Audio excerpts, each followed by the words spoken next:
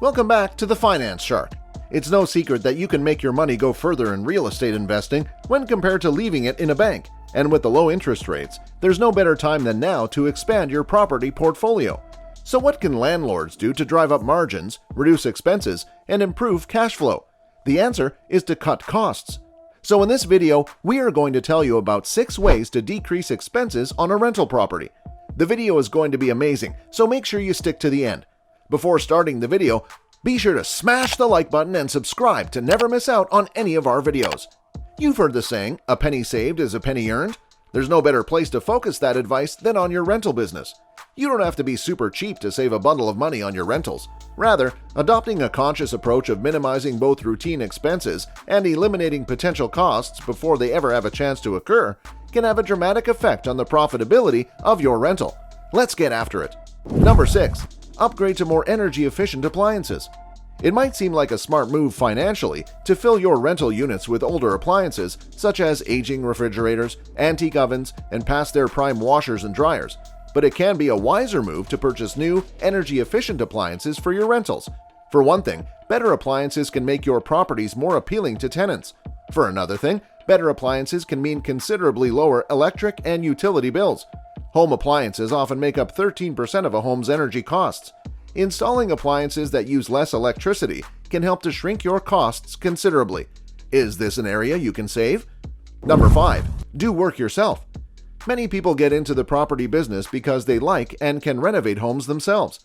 Anyone can paint a room, and if parents, grown-up kids, and friends are builders, can plaster, can install a kitchen and bathroom, then you can save on costs. When renovating and furnishing, it's important to make wise choices to save money. If possible, avoid carpeting in as many rooms as possible. That way, if you need to replace a carpet in a small 10 feet by 12 feet bedroom, it can be done inexpensively. Stick to hard-wearing laminate or luxury vinyl plank flooring in other areas. Is this worth your time and effort? That's up to you. 4. Look after your property. Not only does good maintenance mean that you are more likely to be compliant with ever-changing health and safety regulations, but your insurance company may also require certain parts of the structure, such as the roof, to meet certain standards. Having a well-kept property will cut down on costly repairs by spotting potential issues and avoiding them, and can even lower insurance premiums. You'll also have happier tenants who are likely to stay longer and be more amenable to rent rises, and if they do leave, you will improve the chances of quickly finding new tenants. 3. Reduce vacancy. Experienced landlords dread vacancy costs. This is the term given to a landlord's residential investment property when it is empty. At all costs, landlords should avoid this. Many novice landlords who listen to online gurus have been told raise rents no matter what, or bad agents telling them rents should be a ridiculous pro forma number. However, it is far better for landlords to have units rented for a realistic rent. Once a vacancy is experienced, then a landlord will never get this money back. The average vacancy goal for a real estate investment is 1 month out of 20 to 24 months. If a landlord can cut this to 0, then this is about the equivalent of cutting their annual costs by roughly 5%.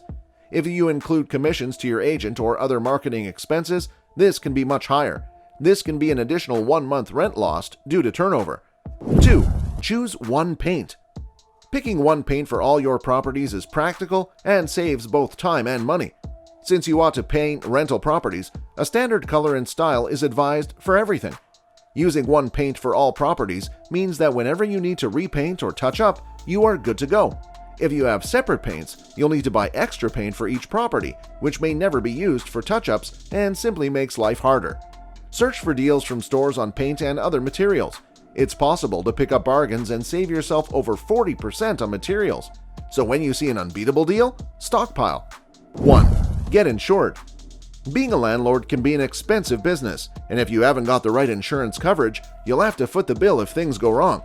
A thorough landlord's policy can include several useful features, such as buildings insurance, accidental damage coverage, and financial protection against loss of rent.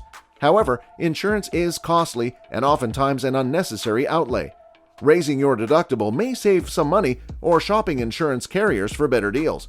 Whether you may need will depend on the risk of your investment. For example, a high-end, unfurnished 2-bedroom apartment in the modern era bought with cash is unlikely to need the same insurance as a large, furnished student house bought with a mortgage will likely need all the protections available. decreasing your expenses is key to any business. In real estate, decreasing your expenses will increase your net operating income and increase the value of your investment. When investing in real estate, it is important to always get all the information you can and do your own research. An accountant or legal expert may help you get beneficial tax deductions and legal help to further decrease expenses and increase value of your investment, possibly increasing your net operating income. What's the best way for you? This was all for today. Hope you liked the video. Do not forget to subscribe to our YouTube channel. Stay safe, and we will be back soon with another video.